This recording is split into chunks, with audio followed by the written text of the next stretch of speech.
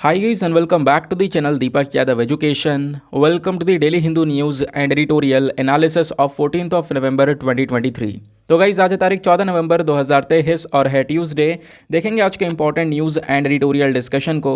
लेकिन लेक्चर में आगे बढ़ने से पहले अगर आपको इस लेक्चर का पीडीएफ चाहिए तो क्या करना है, सबसे पहले डाउनलोड करना है टेलीग्राम, देन उसके बाद जाके सर्च बॉक्स में टाइप करना Deepak Yadav education UPSC. As you can see guys आपको ये वाला चैनल मिल जाएगा, इस पर क्लिक करना और जाकर इस चैनल को ज्वाइन कर लेना। ज्वाइन करने से फ़ायदा क्या होगा, यहाँ पर डेली बेसिस पर लेक्चर का पीडीएफ मिल जाता है, डेली करंट अफेयर के वीडियो का पीडीएफ मिल जाता है और डेली बेसिस पर बहुत सारे डिजिटल नोट्स मिल जाते हैं। नाउ बढ़ते हैं आगे बढ़ने से पहले हमेशा की तरह हम लोग अपने लेक्चर को एक मैप के क्वेश्चन के साथ स्टार्ट करेंगे। तो आज आप सभी को मैप में जाकर देखना है भीमा रिवर को कहाँ पर है ये एग्जैक्टली लोकेटेड, इसको अच्छे से मैप में देखना।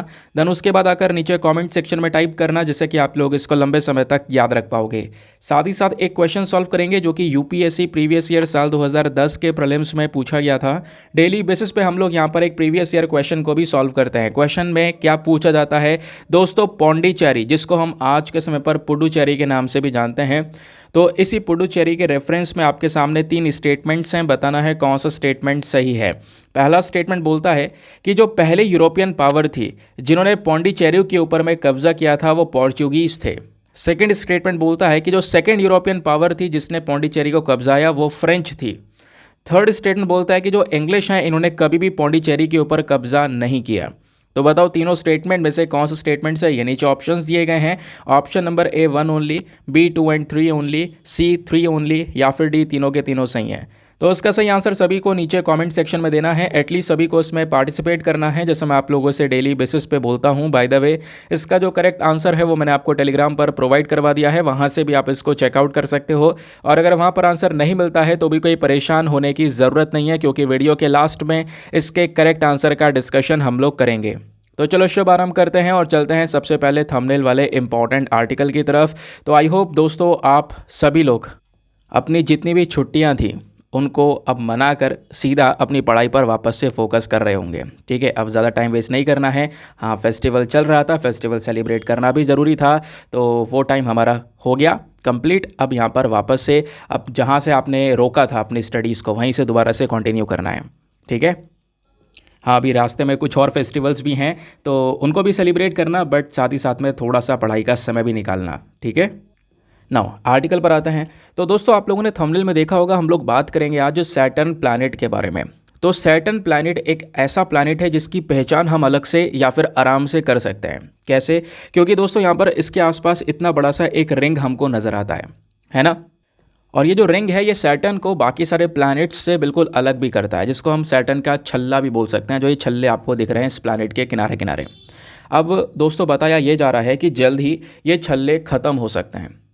एक तो पहले न्यूज़ ये है कि आने वाले समय पर या फिर कह सकते हो 2025 तक ये जो छल्ले हैं वो पृथ्वी से दिखाई नहीं पड़ेंगे, कुछ समय के लिए डिसअपियर हो जाएंगे।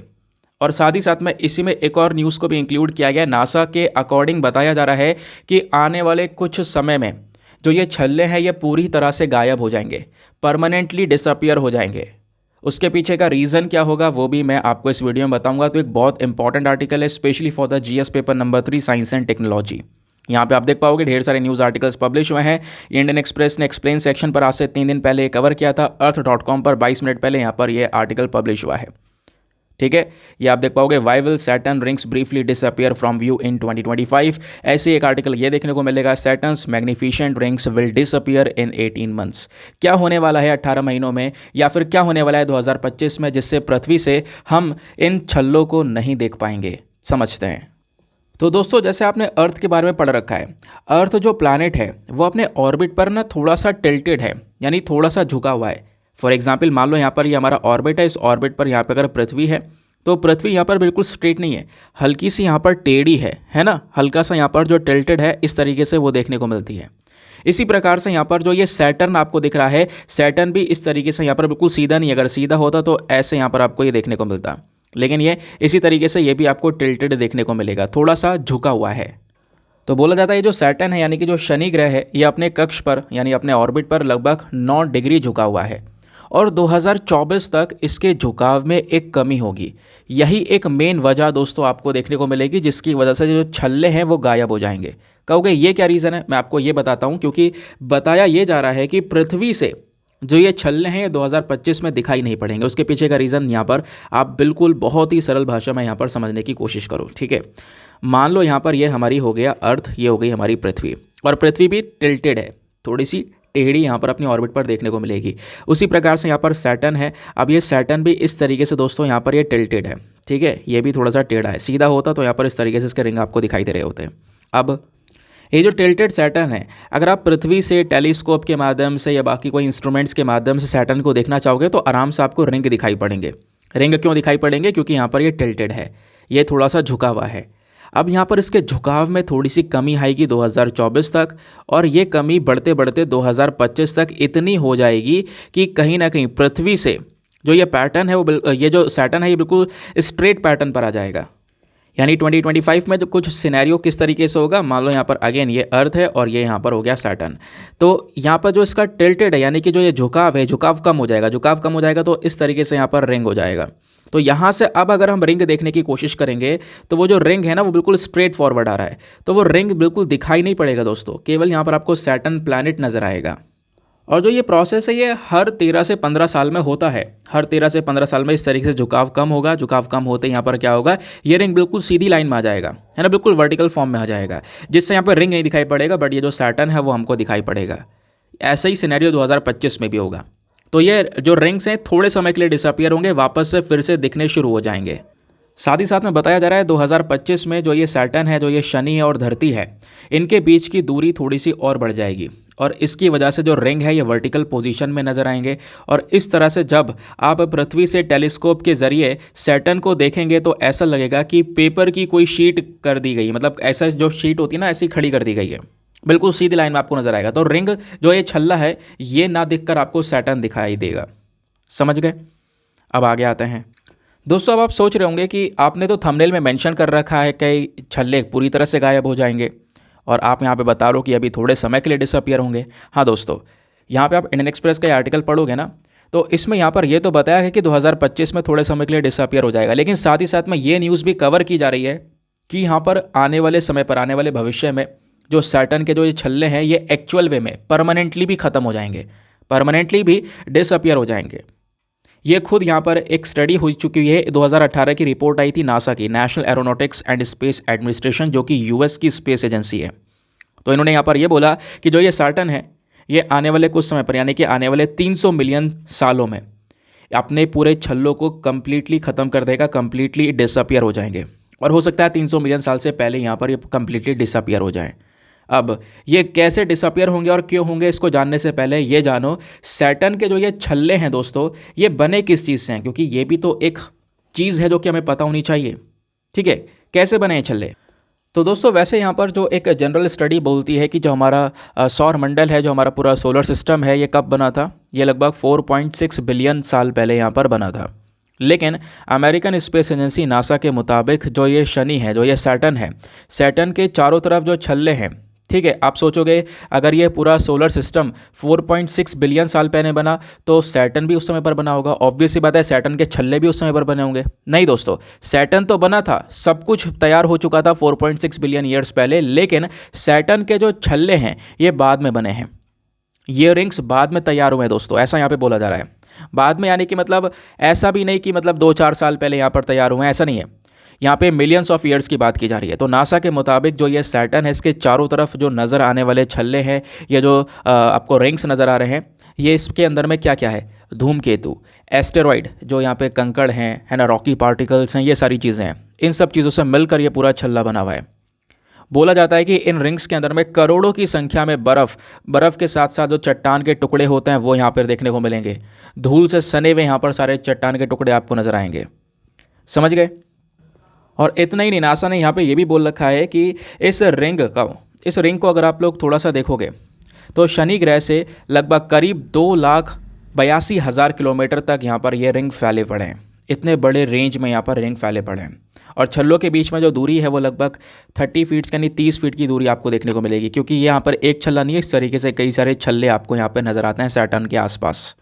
अब सवाल यहाँ पर यही है कि जो ये छल्ले हैं नासा के अकॉर्डिंग आने वाले 300 मिलियन ईयर्स में परमानेंटली गायब हो जाएंगे। परमानेंटली गायब होने के पीछे का मेन कारण क्या हो सकता है? मेन कारण है सैटर्न जो प्लैनेट है दोस्तों, इसका ग्रेविटेशनल पुल। जैसे हमारी पृथ्वी के पास में काफ़ी सारा ग्रेविटेशन है, उस ग्रेविटेशन के माध्यम से सारी चीज़ों को अपनी तरफ वो अट्रैक्ट करता है, अपनी तरफ खींचता है। उसी तरीके से दोस्तों यहाँ पर सैटर्न के पास में भी एक ग्रेविटेशन है, और उसी ग्रेविटेशनल पुल के माध्यम से इस रिंग में जो भी चीज़ें प्रेजेंट हैं, इस पूरे छल्ले में जो भी चीज़ें प्रेजेंट है, वो दोस्तों सैटर्न की तरफ खींच जाएंगी। समझ गए? और इसी फेनोमेना को हम रिंग रेन के नाम से जानेंगे। ठीक है, इस पूरे रिंग की बारिश यहाँ पे सैटर्न पर होगी। ठीक है, ये जो रिंग रेन यहाँ पर आपको दिख रहा है, इसमें क्या होगा, जो भी आइस पार्टिकल्स, जो भी बर्फ़ के पार्टिकल्स, चट्टान, धूल, जितनी भी चीज़ें यहाँ पर इस रिंग में प्रेजेंट है, ये सब यहाँ पे प्लैनेट की ग्रेविटी के माध्यम से उसकी तरफ खिंच जाएगी। समझ गए? तो ये रिंग कंप्लीटली डिसअपियर भी हो सकता है परमानेंटली, अगर आप कहो तो। आई होप आपको ये पूरी तरह से जो पूरा मुद्दा है वो क्लियर हो चुका है। नाउ एक बेसिक चीज़ को और जान लेते हैं, सैटर्न के बारे में कुछ बेसिक सी इन्फॉर्मेशन है जो कि अगेन आपसे प्रीलिम्स में पूछी जा सकती है। वो बेसिक इन्फॉर्मेशन क्या क्या है? देखो, जो भी लिखित में चीज़ें हैं वो मैंने आपको प्रोवाइड करवा दिया कि आखिरकार क्या क्या हो रहा है। 2025 तक रिंग गायब हो जाएगा, परमानेंटली गायब हो जाएगा, तो उसके पीछे का फेनोमेनन क्या है, ये सब कुछ मैं आपको ऑलरेडी बता चुका हूँ, ये आपको लिखित में मिल जाएगा। बाकी सैटर्न के बारे में कुछ फैक्चुअल डेटा, अब आपको पता ही है यार, सोलर सिस्टम में जब आप प्लैनेट्स को सीक्वेंस वाइज में देखोगे तो छठा प्लैनेट आ जाता है ये सैटर्न, है ना। सन से अगर आप देखोगे तो मरकरी, वीनस, अर्थ, मार्स, जुपिटर, उसके बाद में आपका सैटर्न आ जाएगा। तो सैटर्न छठा प्लैनेट है हमारे, जब आप सन से पूरा सीक्वेंस देखोगे। साथ ही साथ में हमारे पूरे सोलर सिस्टम है सेकंड लार्जेस्ट प्लैनेट भी यहाँ पर सैटर्न ही है। ठीक है, सैटर्न का जब एटमॉस्फेयर देखोगे तो यहाँ पर हाइड्रोजन के साथ साथ हीलियम सबसे ज़्यादा आपको नज़र आता है। ठीक है, और इसकी जो रिंग्स हैं, जैसे मैंने आपको बताया, रिंग्स में आइस, रॉक, डस्ट, ये ही सारी चीज़ें हैं जिससे ये रिंग बना हुआ है। सैटर्न के पास में टोटल 146 मून्स हैं। जैसे पृथ्वी के पास में एक चंद्रमा है, उसी तरीके से सैटर्न के पास में 146 चंद्रमा है। ठीक है, जिसमें से यहाँ पर एनसेलेडस, टाइटन, यहाँ पर ये वो चंद्रमा है जिसके ऊपर मिशंस भी भेजे गए हैं। टाइटन के बारे में आपने सुना भी होगा, इस साल वो न्यूज़ में भी था। समझ गए? साथ ही साथ में दोस्तों यहाँ पर सैटर्न पता है कितने देर में सूर्य का एक चक्कर लगाता है। फॉर एग्जाम्पल, जैसे पृथ्वी है वो पूरे सूर्य का 365 दिनों में चक्कर लगाती है, जिससे पूरा एक साल कंप्लीट हो जाता है ना। उसी प्रकार से जब हम लोग बात करते हैं सैटर्न की, तो सैटर्न को लगभग 29.4 अर्थ ईयर्स लगते हैं, यानी पृथ्वी के लगभग 29 से लेकर 30 साल के बीच में यहाँ पर टाइम पीरियड लगता है सैटर्न को एक चक्कर मारने का। समझ गए? क्योंकि दोस्तों सूर्य से इसका डिस्टेंस काफ़ी ज़्यादा है। क्लियर हो गया? आगे आते हैं दोस्तों, यहीं से क्वेश्चन बन जाएंगे। यूपीएससी ने 2009 में यहाँ पर एक सवाल पूछ लिया था। 2009 का सवाल ये था कि कुछ प्लैनेट्स के नाम दिए गए थे ऑप्शन में, और पूछा गया इन प्लैनेट्स में से बताओ सबसे ज़्यादा मून किसके पास में है। तो 2009 में जुपिटर हुआ करता था, लेकिन आज के समय पर सैटर्न है जिसके पास में सबसे ज़्यादा मून आपको नजर आएंगे। तो ऐसा क्वेश्चन यहाँ पर ऑलरेडी पूछा जा चुका है। फिर दोस्तों एक और क्वेश्चन यहाँ पर यूपीएससी के माध्यम से पूछा गया। क्वेश्चन यहाँ पर क्या था? क्वेश्चन था बेसिकली 2003 का। सवाल ये था, कुछ प्लैनेट्स के नाम दिए गए थे ऑप्शन में, यहाँ पर कुछ प्लैनेट्स दिए गए हैं, ज़रा आप इसको सॉल्व करने की कोशिश करना। पहला यहाँ पर अर्थ है, ठीक है, यहाँ पे मैं लिख रहा हूँ। दूसरा यहाँ पर है हमारा जुपिटर, और तीसरा है हमारा मार्स, और चौथा है हमारा वीनस। देखो बहुत ही सिंपल सा क्वेश्चन है दोस्तों, ये चार प्लैनेट्स के नाम मैंने लिख दिए हैं। सवाल ये था 2003 का कि इन चारों प्लैनेट्स में से कौन सा प्लैनेट है जो कि सबसे ज़्यादा समय लगता है, सबसे ज़्यादा समय लगाता है सूर्य का एक चक्कर लगाने में। तो बताओ इसका सही उत्तर क्या होना चाहिए? मतलब इससे सिंपल सवाल कोई हो ही नहीं सकता। इन चारों प्लैनेट में से कौन सा एक ऐसा प्लैनेट है जो कि सबसे ज़्यादा समय लगाता है सूर्य का चक्कर लगाने में? हाँ, ये क्वेश्चन पूछा गया है, चाहो तो आप चेक कर लेना 2003 के यूपीएससी के पेपर में। समझ गए? तो बताओ इसका आंसर क्या होना चाहिए। ना दोस्तों आगे बढ़ने से पहले एक इंपॉर्टेंट इन्फॉर्मेशन, अगर आप लोग हमारे पेड ग्रुप्स को ज्वाइन करना चाहते हो तो आपके पास में एक बहुत ही अच्छा चांस है इसको ज्वाइन करने का। इस पेड ग्रुप में आपको क्या प्रोवाइड करवाया जाता है? डेली करंट नोट्स, पीडीएफ वगैरह प्रोवाइड करवाए जाते हैं। फॉर एग्जांपल अभी जैसे हमने एक आर्टिकल डिस्कस किया, ये सैटर्न वाला, तो इस आर्टिकल को पता है आपको, वो आर्टिकल इंपॉर्टेंट नहीं है इतना, लेकिन आर्टिकल के पीछे का जो बैकग्राउंड डेटा है जो कि आपको शो किया गया स्क्रीन पर नीचे की साइड में, वो ज़्यादा इंपॉर्टेंट है। क्वेश्चन अगर कहीं से बना तो वहीं से बनेगा, और इसी तरीके से आपको हर एक आर्टिकल में इस प्रकार का बैकग्राउंड डेटा दोस्तों प्रोवाइड करवाया जाता है। वो सारा बैकग्राउंड डेटा आप नोट करोगे, नोट्स कहाँ से बनाना है, क्या लिखना है क्या नहीं लिखना है, इसकी प्रॉब्लम्स रहती हैं, टाइम भी ज़्यादा चले जाता है, और फिर हमें बाकी पढ़ाई भी करनी है क्योंकि सारी एनर्जी इधर ही नहीं लगानी है। तो बस खाली सिंपल सा आप ये काम कर सकते हो, इस ग्रुप को ज्वाइन करने के बाद में ये सारे बैकग्राउंड डेटा का PDF वो PDF प्रिंटेबल फॉर्म का होता है, वो आपको इस ग्रुप में प्रोवाइड करवाया जाता है। यानी चाहो तो आप सीधा उस PDF का प्रिंट आउट निकाल के पढ़ सकते हो, या फिर सीधा अपने मोबाइल फ़ोन टैब जिसमें है उसमें पढ़ सकते हो। पढ़ने के बाद में यहाँ पर उसको डिलीट कर दो, कोई प्रॉब्लम नहीं होगी, क्योंकि सारा का सारा कंटेंट इस ग्रुप में सिक्योर होता है। आप मल्टीपल टाइम्स डाउनलोड कर सकते हो, मल्टीपल टाइम्स डिलीट कर सकते हो, सारा कंटेंट सिक्योर होता है। दूसरी बात दोस्तों, यहाँ पर ये जो कंटेंट है वो हिंदी और इंग्लिश दोनों भाषाओं में होता है, तो आप अगर कोई सी भी मीडियम के एस्पिरेंट्स हो, आपको ये हेल्प कर सकता है। बाकी इस ग्रुप को ज्वाइन करने का जो फ़ी पेमेंट है वो बहुत ही मिनिमम है, just 499 for the lifetime access. या कह सकते हो कि जब तक आपका सिलेक्शन ना हो जाए तब तक आप 499 में इस ग्रुप को ज्वाइन करके रख सकते हो। और इस ग्रुप को ज्वाइन करने के लिए करना क्या है, आपको व्हाट्सएप पर जाना है। यहाँ पर आपको एक नंबर दिया गया है 8534873368। इस नंबर पर मैसेज कर देना कि हाँ मुझे ग्रुप ज्वाइन करना है। आपको वहाँ पर पेमेंट का प्रोसेस मिलेगा, और पेमेंट के प्रोसेस से ज़्यादा इंपॉर्टेंट डेमो वीडियो का लिंक मिलेगा। आप पूरे डेमो वीडियो को अच्छे से देखना कि हाँ इस ग्रुप में क्या एग्जैक्टली प्रेजेंट है। आप अपने आप को सेटिस्फाई करने के बाद में अपना ये इन्वेस्टमेंट कर सकते हो। इतना रुपया आप दोस्तों इधर उधर कैसे भी खर्च कर देते होंगे, यहाँ पे आपको इतने सारे ऑप्शंस दिए गए हैं, आप सब कुछ चेकआउट करने के बाद में अपने आप को सेटिस्फाई करने के बाद में इन्वेस्टमेंट करना, ठीक है। बाकी दोस्तों एक बात जो हमेशा बोलता हूँ, मेक श्योर करना वीडियो पे जो लाइक का बटन है उसको प्रेस कर देना। हमारा एक छोटा सा टारगेट होता है डेली बेसिस पे, और आज भी वही टारगेट है सेम, 5000 लाइक्स को आपने पहुँचाने हैं। साथ ही साथ में अगर आप चाहो तो मेरे साथ में इंस्टाग्राम पर भी जुड़ सकते हो। वहाँ पर जाओगे, दीपक यादव एजुकेशन लिखोगे, मेरा प्रोफाइल मिलेगा जहाँ पर ऑलरेडी 13,000 से ज़्यादा फॉलोवर्स जुड़ चुके हैं। चलिए वापस आते हैं ट्रैक पर। अगला important article, GS paper number 3 environment के पॉइंट ऑफ व्यू से बहुत इंपॉर्टेंट है भाई। अभी दिवाली निपटी है, पटाखे फूट रहे हैं अभी भी। दिल्ली ने पटाखों के ऊपर पूरी तरह से बैन लगाया था, लेकिन बैन लगाने के बावजूद भी बहुत सारे जो पटाखे हैं वो फूटते हुए नजर आए, ठीक है। और इसी के साथ में स्विस सर्वे आ चुका है दोस्तों, और स्विस सर्वे ने यहाँ पर बोला है Delhi is the most polluted city in the world. Delhi एक ऐसा शहर है पूरे दुनिया में जो कि सबसे ज़्यादा प्रदूषित है। मंडे में यहाँ पर दोस्तों अगर हम बात करें कल की, यानी कि परसों दीपावली थी, तो परसों के बाद यहाँ पे जब दीपावली के पटाखे वगैरह फूट चुके हैं, तो मंडे में यानी कल के दिन अगर आप देखोगे जो फिगर्स हैं पॉल्यूशन के वो अल्टीमेट लेवल पर जा चुके हैं। इसी वजह से यहाँ पर कह सकते हो कि दिल्ली को मोस्ट पॉल्यूटेड सिटी का टैग मिल चुका है पूरे वर्ल्ड में, क्योंकि एयर क्वालिटी इंडेक्स यहाँ पे 287 के आसपास है। और दिल्ली के बाद में दूसरा सबसे ज़्यादा प्रदूषित शहर वो आपको पाकिस्तान का लाहौर देखने को मिलेगा। तीसरा अगेन मुंबई, चौथा कोलकाता। ये आप देख पाओगे, ये टॉप 10 वर्ल्ड में पोल्यूटेड सिटी में से 4 तो यही आपको नज़र आ जाते हैं। और दोस्तों यहाँ पे बताया ये जा रहा है कि प्रॉब्लम्स थोड़ी बढ़ चुकी हैं, क्योंकि यहाँ पर जो पोल्यूशन है इसमें सबसे ज़्यादा है PM2.5। PM2.5 मतलब बहुत ही छोटे छोटे कंकड़ के टुकड़े, बहुत ही छोटे पर्टिकुलेट मैटर, इतने ज़्यादा छोटे कि आप उसको देख नहीं सकते। आपके बाल जो होता है ना उससे भी कई गुना ज़्यादा छोटे, इतने छोटे कंकड़ के टुकड़े, और ये हवा में सस्पेंड हो जाते हैं। और अगर आप यहाँ पे उस वाली हवा को इनहेल करोगे, सांस लोगे, तो वो पर्टिकुलेट मैटर आपके बॉडी में जाएंगे, और वही पर्टिकुलेट मैटर बहुत ही ज़्यादा घातक होते हैं हमारे रेस्पिरेटरी हेल्थ के लिए, ठीक है। तो यहाँ पे बोला भी गया है कि जो ये पोल्यूशन है फायर क्रैकर से, जो पटाखों से पोल्यूशन हुआ है, ये तो शॉर्ट लिव्ड है, मतलब टेम्पररी है भाई। ये ऐसा थोड़ी ना है रोज़ रोज़ पटाखे फूटने हैं, बस अब जो फूटने थे फूट गए, मेन जो होना था, ठीक है। अब दोस्तों यहाँ पर जो मेन चीज़ है पोल्यूशन के पीछे का वो है व्हीकल एमिशन, गाड़ियों से निकलने वाला प्रदूषण, वेस्ट और बायोमास बर्निंग। ये मेन रीजन हैं पोल्यूशन का, जिसकी वजह से हेल्थ के ऊपर इम्पैक्ट पड़ रहा है, वो भी यहाँ पर इस रिपोर्ट ने बताया। एयर पोल्यूशन इतना खतरनाक पहुंच चुका है कि दोस्तों आपको पता होना चाहिए, वर्ल्ड हेल्थ ऑर्गेनाइजेशन ने एक सेफ लिमिट सेट की है कि भाई यहाँ पर ये है लिमिट, ये है रेड लाइन, यहाँ तक पोल्यूशन पहुंच जाए ठीक है, इसको ज़्यादा क्रॉस नहीं करना चाहिए। लेकिन पता है जो सेफ लिमिट है उससे 30 गुना ज़्यादा, कितना, 30 टाइम्स ज़्यादा पोल्यूशन आज के समय पर दिल्ली में हमको नज़र आता है, समझ गए। तो कहीं ना कहीं दिल्ली में जो एयर क्वालिटी है वो सीवर कैटेगरी में डाल दी गई है, पूरा अलर्ट जारी कर दिया गया है, स्कूल्स वगैरह पूरी तरह से ऑफ हैं, वैसे भी फेस्टिवल की छुट्टी आपको यहाँ पे नज़र आ रही है, समझ गए। ये दोस्तों यहाँ पे काफ़ी सारी प्रॉब्लम्स आज के समय पर नज़र आती हैं, लेकिन करना क्या है, ये आर्टिकल एग्ज़ाम के लिए इतना इंपॉर्टेंट नहीं है। अब इस आर्टिकल से ज़्यादा बहुत सारी इंपॉर्टेंट चीज़ें निकल कर आएंगी, वो आपको मैं थोड़ा बताने वाला हूँ कि किस तरीके से हम ये एयर पोल्यूशन से लड़ सकते हैं, एयर पोल्यूशन क्राइसिस एग्जैक्टली किस लेवल पर जा रहा है, और भविष्य में यहाँ पर क्या क्या काम, क्या क्या सोल्यूशन उठाए जा सकते हैं। ये हम इसलिए भी डिस्कस कर रहे हैं क्योंकि दोस्तों यहाँ पे कई बार हम लोग इस पोल्यूशन को लेकर कुछ इंपॉर्टेंट डेज जो हैं वो भी यहाँ पर सेलिब्रेट करते हैं, वो भी मनाते हैं।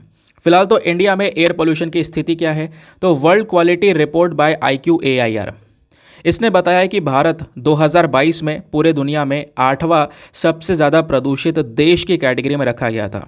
और दिल्ली यहाँ पर मोस्ट पोल्यूटेड कैपिटल सिटी, यानी जब हम सभी देशों की राजधानियों की बात करते हैं तो उसमें इंडिया की राजधानी यानी जो दिल्ली है ये सबसे ज़्यादा प्रदूषित कैपिटल है और लगातार पिछले 4 साल से यहाँ पर वो इसी कैटेगरी में बना हुआ है। हमेशा यहाँ पर इसमें टॉप कर रहा है पोल्यूटेड सिटी के अंदर में। रिपोर्ट ने यह भी बोला कि ये जो 50 सबसे ज़्यादा पोल्यूटेड शहर हैं इसमें से 39 तो केवल इंडिया से आते हैं, जिसमें भिवाड़ी गाज़ियाबाद जो है लिस्ट में टॉप करते हैं। तो ये हो गई पोल्यूशन को लेकर कुछ इंपॉर्टेंट बात। अब दोस्तों यहाँ पे इस एयर पोल्यूशन के कॉन्सिक्वेंसेस क्या हो सकते हैं, इसके परिणाम क्या हो सकते हैं। पहला, लोगों की हेल्थ के ऊपर एक बहुत बड़ा इम्पैक्ट पड़ सकता है। एयर पोल्यूशन कहीं ना कहीं एक बहुत इंपॉर्टेंट या फिर कह सकते हो कि मैक्सिमम कारण बनता चला जा रहा है लोगों की मृत्यु के पीछे का।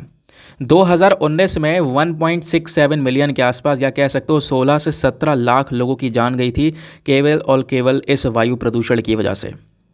तो आप इमेजिन करो, ये प्रॉब्लम्स टैकल की जा सकती हैं। इससे यहाँ पर 17-18 लाख लोगों की जान जाना, ये चीज़ दोस्तों यहाँ पर कहीं ना कहीं एक्सेप्टेबल नहीं हो सकती।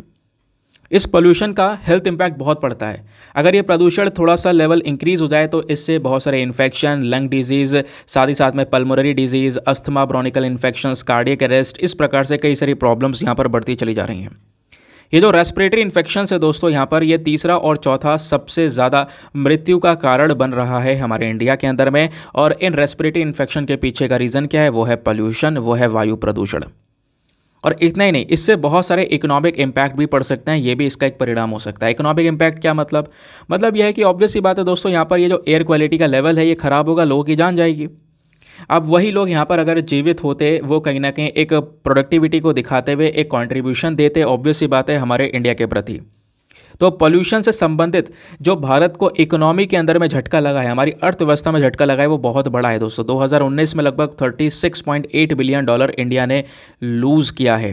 ये आप इमेजिन करो, ये हमारे देश की जीडीपी का लगभग 1.36% था। तो इकोनॉमिक लॉस भी यहाँ पे पोल्यूशन की वजह से हो रहा है। इतना ही नहीं, अगर इतना घाटा हमारा हर साल होता रहेगा तो भारत का जो एक एस्पिरेशन है, एक ड्रीम है कि इंडिया को 5 ट्रिलियन तक की इकॉनमी तक बनाना, वो कहीं ना कहीं काफ़ी ज़्यादा लेट हो जाएगा। समझ गए? इतना ही नहीं, इससे यहाँ पर इनइक्वालिटी भी बढ़ती है। इनइक्विटी मतलब यहाँ पर जो गरीब घर हैं इंडिया में, है ना, उनके ऊपर पोल्यूशन का और बुरा इम्पैक्ट पड़ता है। जो लो इनकम ग्रुप्स हैं उनके ऊपर एक बहुत बुरा इम्पैक्ट पड़ता है। समझ गए? इतना ही नहीं, एनवायरमेंटल इम्पैक्ट्स भी आपको देखने को मिलेंगे। ऑब्वियस सी बात है, ये सिंपल सी चीज़ है कि भाई एनवायरमेंट के ऊपर नुकसान होता हुआ नज़र आएगा। हमारी जो ओजोन लेयर वगैरह है वो भी यहाँ पर डिप्लीट होती हुई नज़र आएगी। इससे एनवायरमेंटल जो कंसर्न्स है वो यहाँ पर बढ़ते हुए चले जाएंगे। अब बताया जा रहा है कि ये तो चलो हमने डिस्कस कर लिया, इसके कॉन्सिक्वेंसेस क्या होंगे। नाउ सवाल यह है कि मेन रीजंस क्या है, मेन कारण क्या है एयर पोल्यूशन के पीछे का। पहला मेन कारण है भाई ट्रांसपोर्टेशन, है ना। शहरों के अंदर में जो ज़्यादातर पोल्यूशन, उसमें 60% दोस्तों यहाँ पर वेहिकुलर एमिशन से, यानी कि जो हमारी गाड़ी मोटर हैं इनसे निकलने वाला प्रदूषण है। इंडिया का जो ऑटोमोबाइल मार्केट है, ये जो गाड़ी मोटर बाइक कारों का मार्केट है, ये भी तेज़ी से इंक्रीज़ हो रहा है। मैं आपको बता दूं 2027 तक ये मार्केट $160 बिलियन तक पहुंच सकता है। तो जैसे से ये मार्केट ऑब्वियस सी बात है ग्रो करेगा, यानी कि बहुत सारी जो गाड़ियां हैं उनकी डिमांड बढ़ रही है, लोग परचेस कर रहे हैं, अपने प्राइवेट व्हीकल्स परचेस कर रहे हैं। जिस पे आप पास एक है वो 2 ले रहा है, जिसके पास 2 है वो उसको 3 कर रहा है। तो इस वजह से यहाँ पर जो व्हीकुलर एमिशंस है वो यहाँ पर इंक्रीज़ होते हुए नजर आएंगे। एक और यहाँ पर आपको मेन रीज़न देखने को मिलेगा, वो है रोड एक्सपेंशंस। लगातार सड़कों को चौड़ा किया जा रहा है डेवलपमेंट के नाम पर। सड़कें चौड़ी हो रही हैं और इससे यहाँ पर ज़्यादा व्हीकल्स लोग परचेज़ कर रहे हैं और इससे ज़्यादा पोल्यूशन लेवल इंक्रीज़ हो रहा है। फिर उसके बाद में तीसरा है कंस्ट्रक्शन एक्टिविटीज़। ऑब्वियस सी बात है, सब कुछ यहाँ पर व्हीकल्स के ऊपर नहीं डाला जा सकता। बहुत सारा कंस्ट्रक्शन भी चल रहा है, बहुत सारे प्रोजेक्ट्स, बहुत सारे डेवलपमेंट्स के नाम पे प्रोजेक्ट्स चलाए जा रहे हैं, लेकिन उनके ऊपर ध्यान नहीं रखा जा रहा है कि उनका इम्पैक्ट क्या पड़ेगा एनवायरनमेंट के ऊपर में। समझ गए? तो ये कहीं ना कहीं जो लैक ऑफ मॉनिटरिंग है, कि कहीं ना कहीं हम उसके ऊपर निगरानी रखने में कमी रख रहे हैं, कंट्रोल करने में कमी रख रहे हैं, या प्रॉपर रूल्स एंड रेगुलेशंस हमारे कंस्ट्रक्शन एक्टिविटीज़ के लिए प्रॉपर अगर नहीं है, तो ये भी कहीं ना एक चिंता वाली बात है, जिससे बहुत सारा पोल्यूशन इंक्रीज़ होगा। और इसमें कहीं ना कहीं पराली का कंट्रीब्यूशन भी है दोस्तों। पराली आपको पता है पंजाब हरियाणा में अभी इस समय पर बहुत सारी पराली जलाई जा रही है, क्योंकि अगली फसल लगानी है तो पराली जलाई जाएगी।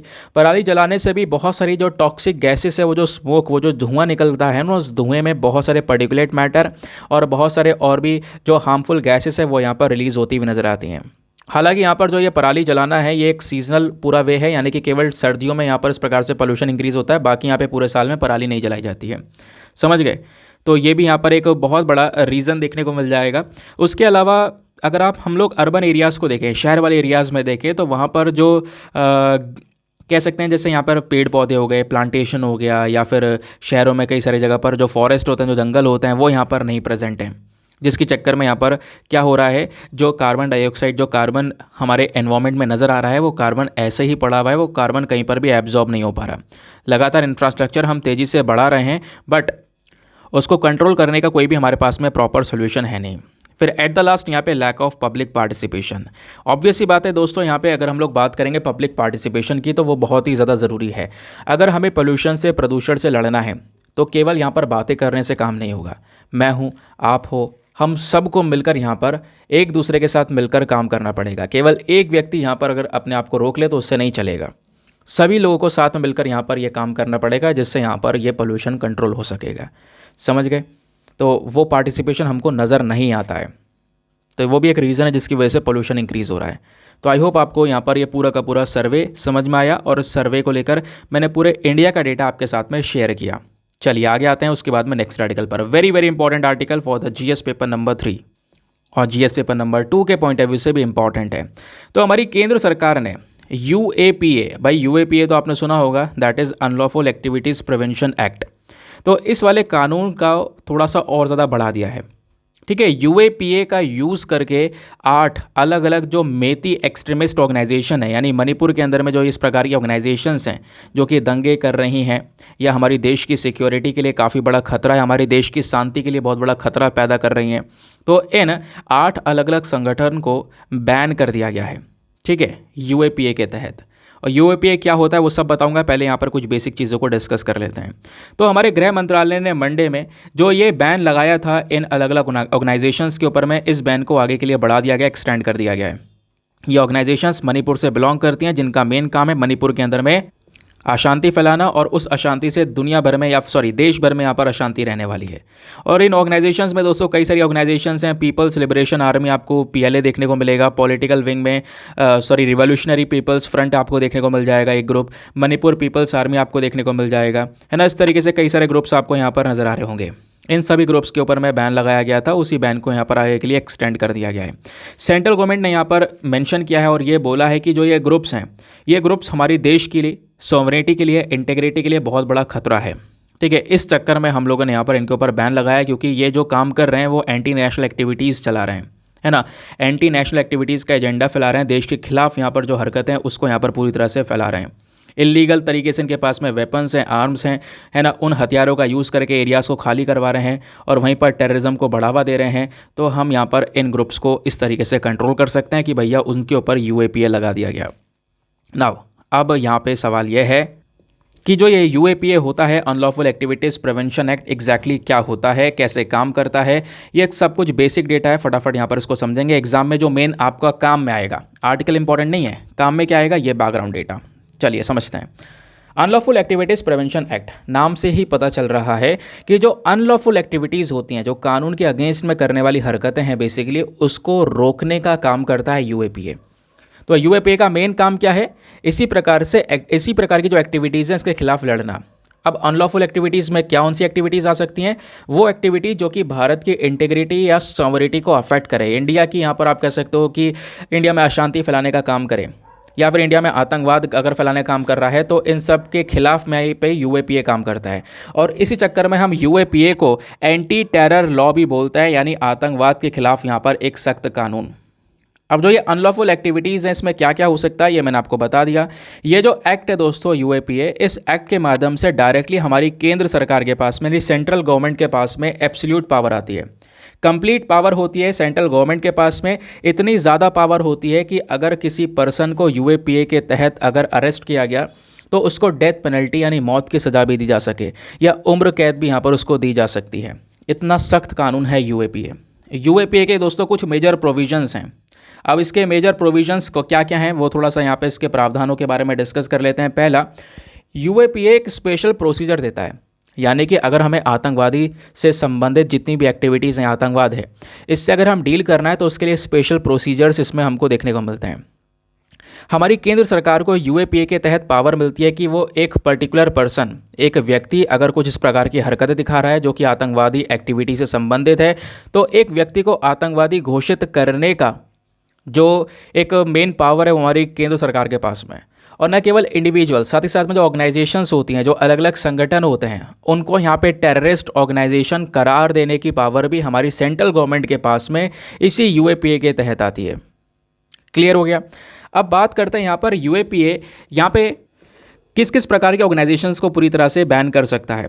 जैसे यहाँ पर काफ़ी सारे ऑर्गेनाइजेशन जो कि कहीं ना कहीं टेररिज्म, आतंकवाद को प्रमोट कर रही हैं या उन्हीं एक्टिविटीज़ के अंदर में अपने आप को इन्वॉल्व कर रखी हैं या एक्ट ऑफ टेररिज्म में पार्टिसिपेट करती हैं या फिर इस प्रकार की हरकतें करती हैं, ऐसी ऑर्गेनाइजेशंस को बैन करने की ताकत रखता है यूएपीए। और यूएपीए के तहत ये पावर मिलती है हमारी सेंट्रल गवर्नमेंट को। और साथ ही साथ में दोस्तों इस कानून के अंडर में एक इन्वेस्टिगेटिंग ऑफिसर, पूरा यहाँ पर तहकीकात करने वाला एक अफसर की ज़रूरत होती है और उसको यहाँ पर एक अप्रूवल लेना होता है डायरेक्टर जनरल ऑफ पुलिस से। और वह अप्रूवल लेने के बाद में एक पर्सन जो कि टेररिज्म से कनेक्टेड है उसकी तहकीकात करना, उसकी जितनी प्रॉपर्टीज़ हैं, जायदाद हैं, जो भी यहाँ पर चीज़ें हैं उसको यहाँ पे जब्त करने का काम एक इन्वेस्टिगेटिंग ऑफिसर को मिल जाता है। लेकिन उसको एक डायरेक्टर जनरल ऑफ पुलिस से अप्रूवल लेने की ज़रूरत पड़ जाती है। फिर बात यहाँ पर यह है कि ये जो इन्वेस्टिगेशन है ना, ये कभी कभी नेशनल इन्वेस्टिगेशन एजेंसी यानी एनआईए के ऑफिसर भी कंडक्ट कर सकते हैं। समझ गए। और एनआईए के ऑफिसर अगर इन्वेस्टिगेशन कंडक्ट करते हैं तो उनको डायरेक्टर जनरल ऑफ एनआईए से अप्रूवल चाहिए होता है, ताकि वो यहाँ पर जो व्यक्ति के खिलाफ इन्वेस्टिगेशन कर रहे हैं उसकी सारी प्रॉपर्टीज़ को सीज़ कर सकें, जब्त कर सकें। तो यानी कि जो यूएपीए है दोस्तों, ये हमारे एनआईए के ऑफिसर्स को भी पावर देता है। ये भी आपने ध्यान में रखना है ताकि वो इन्वेस्टिगेशन कर सकें। क्लियर। अब पूरी की पूरी यहाँ पे प्रक्रिया क्या होती है, पूरा प्रोसीजर क्या होता है, क्या प्रोसीजर फॉलो किया जाता है, ज़रा ये भी मैं आपको बता देता हूँ कि दोस्तों जब एक केंद्र सरकार किसी ऑर्गेनाइजेशन को अनलॉफुल डिक्लेयर कर देती है तो एक ट्राइब्यूनल, एक कोर्ट तरीके से यहाँ पर पूरा मामला सेटअप किया जाता है हमारी केंद्र सरकार के थ्रू, ताकि यहाँ पे पूरे मामले को इन्वेस्टिगेट किया जा सके कि वाकई में वो संगठन अनलॉफुल काम कर रहा है या नहीं कर रहा है। ठीक है। तो हमारी जो सेंट्रल गवर्नमेंट का ये नोटिफिकेशन दोस्तों आपको देखने को मिलता है कि हाँ ये अनलॉफुल संगठन है, ये तब तक यहाँ पर अप्रूवल नहीं होगा जब तक इसको ट्राइब्यूनल कंफर्म ना कर दे। यानी कि जो ट्राइब्यूनल अपॉइंट किया गया, कोर्ट अपॉइंट किया गया, जब तक वो कंफर्म ना कर दे। वो कंफर्म कर देगा तो तुरंत यहाँ पे अगर उसको भी कंफर्म हो गया कि हाँ बिल्कुल ये अनलॉफुल एक्टिविटीज़ दिखा रहे हैं, तब यहाँ पर आप कह सकते हो कि उस पर्टिकुलर जो ग्रुप है, वो जो ऑर्गेनाइजेशन, उसको पूरी तरह से बैन किया जा सकता है। अब ये ट्राइब्यूनल क्या है, फटाफट ये भी डिस्कस कर लेते हैं। तो दोस्तों जो ट्राइब्यूनल होते हैं ना, ये हमारे कोर्ट की तरह होते हैं। जैसे कोर्ट के अंदर बड़े बड़े मैटर्स जाते हैं हमारे, है ना, तो कोर्ट में ना जाने से अच्छा यहाँ पर आप ट्राइब्यूनल में भी अपने मैटर को भेज सकते हो। तो ये यूएपीए जो है ये हमको एक ट्राइब्यूनल प्रोवाइड करवाता है। ये ट्राइब्यूनल हमारी सरकार बनाती है। ठीक है। अब उसके बाद में इस ट्राइब्यूनल को हेड कौन करता है, तो इनको हेड करते हैं एक रिटायर्ड या फिर हाई कोर्ट के सिटिंग जज। ठीक है, हाई कोर्ट के रिटायर्ड जज हो सकते हैं या सिटिंग जज यहाँ पर इसको हेड करते हैं। और केंद्र सरकार से नोटिस मिलने के बाद में जो ये ट्राइब्यूनल है इसको यहाँ पर पूरी तरह से तैयार किया जाता है और 30 डेज़ के अंदर अंदर यहाँ पर पूरी तरह से मामले को सुनने के लिए यहाँ पर पूरा जो मामला है वो सेटअप किया जाता है। और दोनों जो पक्ष हैं, ऑब्वियस ही बात है ट्राइब्यूनल में जब दो पक्ष बैठे हुए हैं भाई, जिसके ऊपर इल्ज़ाम लगे हैं और जिसने लगाए हैं, दोनों अगर बैठे हुए हैं, है ना, दोनों के पक्ष को सुनने के बाद में जो ट्राइब्यूनल है वो अपनी इंक्वायरी वगैरह को होल्ड भी कर सकता है। ठीक है, 6 महीने के लिए यहाँ पर इस इंक्वायरी को होल्ड कर सकता है, ये आपने ध्यान में रखना है, ताकि उसके पास में एक सफिशिएंट एविडेंस हो जिसके बेसिस पर यहाँ पर एक अनलॉफुल एसोसिएशन को पूरी तरह से मतलब बताया जा सके हाँ बिल्कुल ये अनलॉफुल है और इसको कम्प्लीटली बैन किया जा सके। समझ गए। तो केंद्र सरकार यहाँ पर किसी भी अगर पर्टिकुलर ग्रुप को बैन करने की कोशिश करती है या बैन का डिक्लेरेशन कर देती है तो वो बैन का अप्रूवल तब तक नहीं होगा जब तक एक ट्राइब्यूनल कोर्ट यहाँ पर उसको पूरी तरह से कंफर्म ना कर दे, उसका डिक्लेरेशन ना कर दे। समझ गए। अब कई बार दोस्तों क्या होता है ना, इसी अनलॉफुल एक्टिविटीज़ प्रिवेंशन एक्ट का क्रिटिसिज्म होता है, इसकी आलोचनाएं कभी कभी की जाती हैं। आलोचनाएं क्या की जाती हैं, ज़रा मैं आपको ये बता देता हूँ कि दोस्तों इसके अंदर में एक लैक ऑफ सब्सटैंटिव प्रोसेस आपको नज़र आएगा। यानी यूएपीए का जो सेक्शन 35 है, सेक्शन 35 हमारी सरकार को ये पावर देता है कि वो किसी भी व्यक्ति को या किसी भी व्यक्ति को एज अ टेररिस्ट, एक आतंकवादी घोषित कर सकते हैं, उस लिस्ट में डाल सकते हैं। ठीक है। और ये सरकार केवल शक के माध्यम से कर रही है, है ना, उनको शक है उसके ऊपर में कि भाई यहाँ पर ये प्रॉब्लम क्रिएट कर सकता है, इसके बेसिस पर यहाँ पे ये पावर्स गवर्नमेंट को दी गई हैं, तो ये सही नहीं है। इससे एक पर्सन की जो लिबर्टी है, उसको जो फ्रीडम मिली हुई है, उसके जो फंडामेंटल राइट्स हैं, उनका वायलेशन होता है, ऐसा यहाँ पे बोला जा रहा है। दूसरा, टाइम कंज्यूमिंग प्रोसेस भी आपको नजर आएगा, क्योंकि दोस्तों यहाँ पे ज़्यादातर जो केसेस हैं यहाँ पे उसमें 1 साल 2 साल या 3 साल भी लग जाते हैं, तो जस्टिस मिलने में बहुत ही ज़्यादा देरी लग जाती है यूएपीए में। ये भी इसके एक आलोचनात्मक तौर पर देखा जाता है। समझ गए? तो यूएपीए आपको कंप्लीट समझ में आ गया, क्या है पूरा प्रोसेस, किस लिए काम करता है, क्या क्या चीज़ें देखता है, क्या है इसका ट्राइब्यूनल, क्या है प्रोसीजर, हर एक चीज़ मैंने आपको बता दिया है। मैं आपको ये आर्टिकल इसलिए डिटेल से बता रहा हूँ क्योंकि यूपीएससी मेंस में यहाँ से सवाल पूछ चुका है। 2021 में भी इसने यहाँ पर सवाल पूछा हुआ है और 2019 में भी यूएपीए को लेकर डायरेक्टली सवाल पूछा हुआ है। समझ गए? चलिए आते हैं उसके बाद में नेक्स्ट आर्टिकल पर। अगला आर्टिकल हमारा जो है ये एक एडिटोरियल है, तो आएंगे एडिटोरियल डिस्कशन पर। और हमारे पास में 2 रेलिवेंट एडिटोरियल्स हैं आज के न्यूज़पेपर्स, और दोनों के दोनों बहुत ज़्यादा काम के हैं। ये हेल्थ के पॉइंट ऑफ व्यू से इंपॉर्टेंट और ये पॉलिटी के पॉइंट ऑफ व्यू से इंपॉर्टेंट है। यहाँ पर ये जो राइटर हैं फिरोज़ वरुण गांधी, ये एक मेंबर ऑफ पार्लियामेंट है, ठीक है, पीलीभीत कॉन्स्टिट्यूंसी को यहाँ पर रिप्रेजेंट करते हैं बीजेपी की साइड से। अब दोस्तों यहाँ पर ये जो राइटर हैं इनके काफ़ी सारे पॉइंट ऑफ व्यूज़ हैं। ये बात करते हैं किस चीज़ के बारे में, लोकल गवर्नमेंट के बारे में, कि जो लोकल गवर्नमेंट है उनके पास में भी स्पेशल पावर्स होनी चाहिए। प्लस यहाँ पे इन्होंने काफ़ी सारे वेरियस एस्पेक्ट्स को डिस्कस किया है कि किस तरीके से हमें रिप्रेजेंटेशन इंक्रीज़ करना होगा। आज के समय पर जो पॉलिटिकल रिप्रेजेंटेशन है वो काफ़ी ज़्यादा कम है, उसको इंक्रीज़ करना बहुत ज़्यादा ज़रूरी है, ऐसा यहाँ पर इनका कहना है। तो चलिए बिना कोई देरी करे समझते हैं राइटर के पॉइंट ऑफ व्यू। इनका कहना यहाँ पर यह है कि देखो, इंडिया के मेंबर ऑफ पार्लियामेंट को देखते हो, यानी कि भारत के एमपीज़ को देखते हो। पार्लियामेंट के अंदर में लोकसभा और राज्यसभा जो मेंबर्स हैं दोस्तों, वो हमारे मेंबर ऑफ पार्लियामेंट कहलाते हैं। सिंपल सी बात है। तो एमपी को अगर हम देखेंगे तो एक एमपी लगभग 2.5 मिलियन सिटीजन्स को रिप्रेजेंट कर रहा है, एवरेज नंबर है ये, ठीक है। यानी कि केवल एक मेंबर ऑफ पार्लियामेंट लगभग कह सकते हो 2.5 मिलियन, यानी 25 लाख सिटीजन्स को यहाँ पर एवरेज बेसिस पर यहाँ पे रिप्रेजेंट करता है हमारे पार्लियामेंट के अंदर में। जबकि इसको हम कंपेयर करेंगे अमेरिका से, तो अमेरिका में थोड़ा ये रेशो सही है। अमेरिका में जो यहाँ पर उनका मेंबर ऑफ पार्लियामेंट या फिर कह सकते हो हाउस ऑफ रिप्रेजेंटेटिव बोलते हैं उनमें, तो एक व्यक्ति कम से कम 7 लाख लोगों को रिप्रेजेंट कर रहा होता है अमेरिका में। और इसी प्रकार से अगर आप लोग पाकिस्तान में देखोगे तो पाकिस्तान में एक व्यक्ति उनकी सरकार में 6 लाख लोगों को रिप्रेजेंट कर रहा होता है। और इसी प्रकार से बांग्लादेश में 5 लाख लोगों को रिप्रेजेंट कर रहा होता है। तो ये रिप्रेजेंटेशन देख रहे हो, ये रिप्रेजेंटेशन यूएस में, पाकिस्तान में, बांग्लादेश में फिर भी सही है कि हाँ एक व्यक्ति 6 लाख लोगों को अपने देश के 6 लाख लोगों को रिप्रेजेंट कर रहा है सरकार के अंदर में, ठीक है। कहीं पर एक व्यक्ति 7 लाख लोगों को रिप्रेजेंट कर रहा है, लेकिन भारत में यहाँ पर एक मेंबर ऑफ पार्लियामेंट लगभग 25 लाख लोगों को रिप्रेजेंट कर रहा है। तो एक एमपी 25 लाख को लोगों को किस तरीके से रिप्रेजेंट कर पाएगा, उसका काम करने का तरीका बदल जाएगा, उसकी जो प्रोडक्टिविटी है वो यहाँ पर कम हो जाएगी। अगर यहीं पर लोग कम होते, एक व्यक्ति उनको रिप्रेजेंट कर रहा होता, तो हर एक व्यक्ति को अच्छे से वो रिप्रेजेंट कर पाता हमारे गवर्नमेंट के लेवल पर। हर एक व्यक्ति के यहाँ पर जो प्रॉब्लम्स हैं उनकी यहाँ पर वो सुनवाई कर पाता। ये जो रेशियो है दोस्तों, यहाँ पर ये रेशियो इंडिया में थोड़ा सा बिगड़ जाता है। इस रेशियो को हमें सुधारने की ज़रूरत है, ऐसा राइटर बोलते हैं। पिछले कुछ समय पर भारत के पास में अगर आप देखोगे तो लगभग 4126 मेंबर ऑफ लेजिस्लेटिव असेंबली हैं, विधानसभा के मेंबर्स हैं, एमएलए जिसको बोलते हैं, ठीक है। और 543 हमारे लोकसभा के मेंबर्स हैं, साथ ही साथ में 245 हमारे राज्यसभा के मेंबर्स हैं, एमपीज़। समझ गए? तो दोस्तों ये जो नंबर्स हैं, ये नंबर बहुत ही कम है। ये बहुत ही कम पार्लियामेंटेरियंस या बहुत ही कम असेंबली मेंबर्स हैं जो हमारे देश के लोगों का कल्याण कर रहे हैं। ये नंबर्स इंक्रीज़ होने चाहिए, नंबर्स बढ़ना चाहिए, क्योंकि ये रिप्रेजेंटेशन बहुत ही कम है, ये लिमिटेड रिप्रेजेंटेशन है। और एक डेमोक्रेटिक कंट्री में ये लिमिटेड रिप्रेजेंटेशन होना ये हमारा खुद का ही डिफ़ॉल्ट है। हमें यहाँ पर इसको सही करना होगा, यानी कि ज़्यादा से ज़्यादा लोगों को अच्छे से रिप्रेजेंट किया जा सके पार्लियामेंट में, ये चीज़ तो रखनी चाहिए भाई।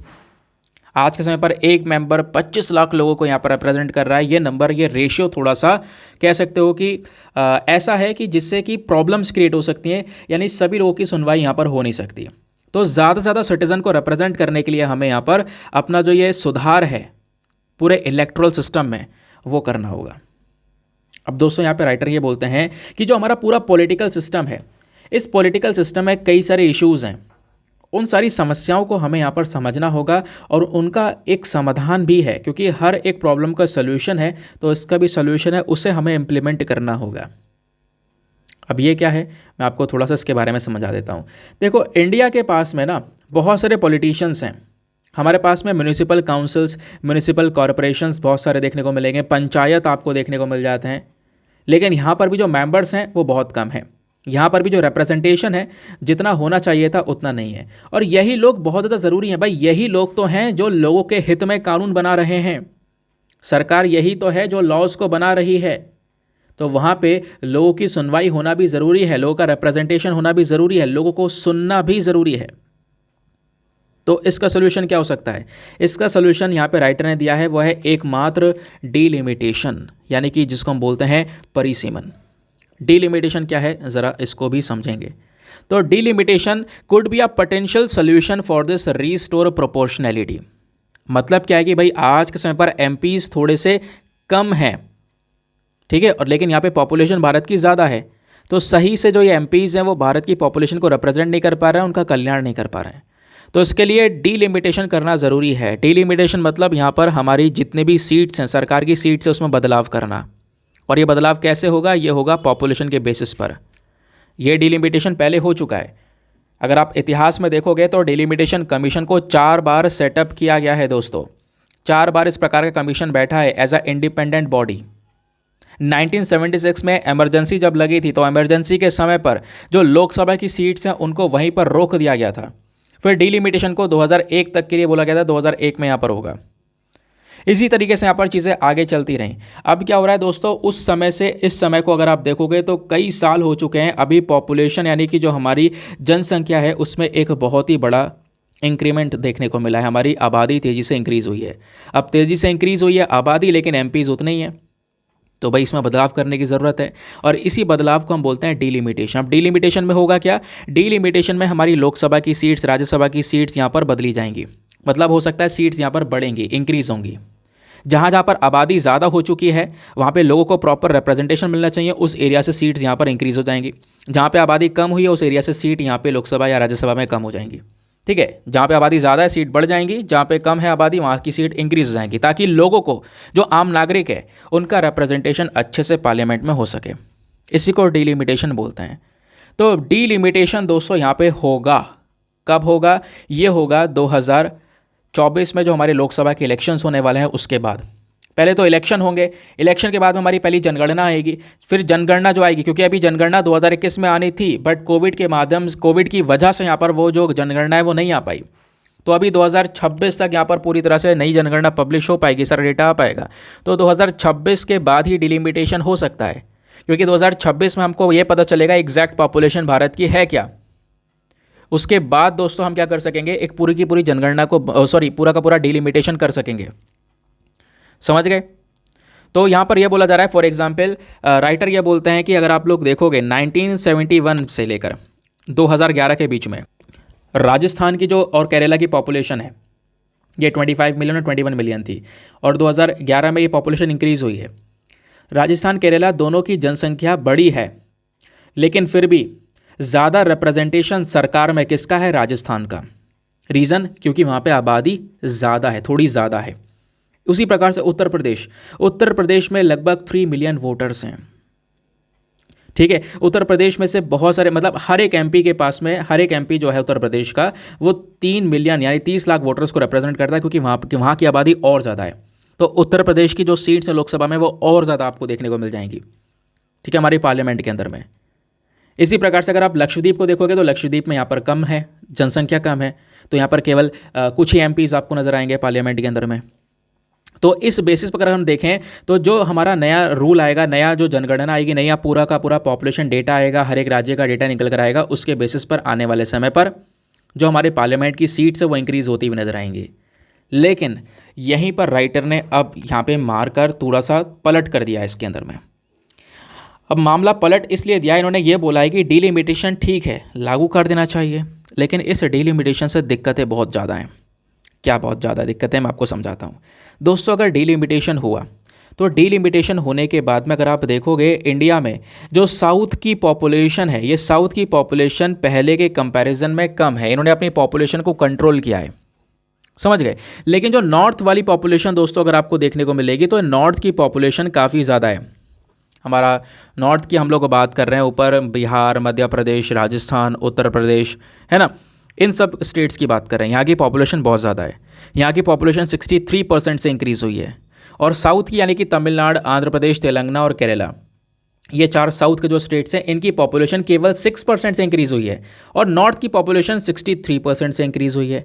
तो पार्लियामेंट में अगर डीलिमिटेशन हुआ तो उस डीलिमिटेशन में सबसे ज़्यादा सीट्स किसकी होंगी? सबसे ज़्यादा सीट्स नॉर्थ की होंगी, क्योंकि नॉर्थ की आबादी ज़्यादा है, इसका रिप्रेजेंटेशन ज़्यादा होगा पार्लियामेंट में। और साउथ की सीट्स कम हो जाएंगी। और सरकार में, यानी जो मेन सरकार चलेगी पूरे भारत की, सेंट्रल गवर्नमेंट, वो यहाँ पर कह सकते हो कि ऊपर से माध्यम से ज़्यादा रूल करेगी। ऊपर वाला जो नदर्न रीजन है, इसका थोड़ा सा ज़्यादा कंट्रोल रहने वाला है, ऐसा यहाँ पे राइटर का कहना है।